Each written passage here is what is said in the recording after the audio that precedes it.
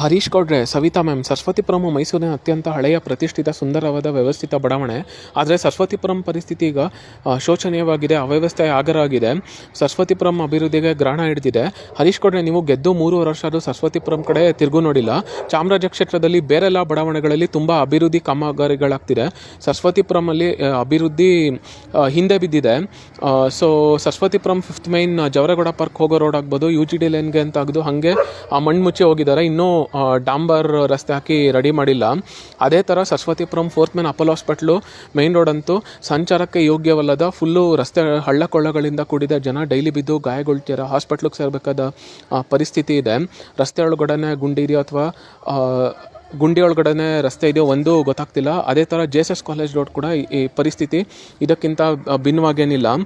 ಮೈಸೂರು ಸ್ವಚ್ಛ ನಗರ ಅಂತ ಹೇಳ್ತಾರಲ್ಲ, ಅಂಥವ್ರನ್ನ ಸರಸ್ವತಿಪುರಂ ಪಾಂಡ್ ಹತ್ರ ಕರ್ಕೊಂಡೋಗಿ ನಿಲ್ಲಿಸ್ಬೇಕು. ಇದು ಫುಲ್ಲು ಪಾಚಿ ಕಟ್ಕೊಂಡು ಗಬ್ನರ್ತೀರ, ಯಾರು ಕೇಳೋರು ಕೂಡ ಗತಿ ಇಲ್ಲ. ಸರಸ್ವತಿಪುರಂ 1st ಮೈನ್ ಜಾವ ಬೈಕ್ ಶೋರೂಮ್ ಹತ್ರ ಜಲ್ಲಿ ಹಾಕಿ ಹಂಗೆ ಬಿಟ್ಟಿದ್ದಾರೆ, ಇನ್ನೂ ಡಾಂಬರ್ ಭಾಗ್ಯ ಕಂಡಿಲ್ಲ. ಸರಸ್ವತಿಪುರಂ ಪರಿಸ್ಥಿತಿನ ಯಾರು ಕೇಳ್ದಿರೋ ಥರ ಆಗೋಗಿದೆ ಇವಾಗ.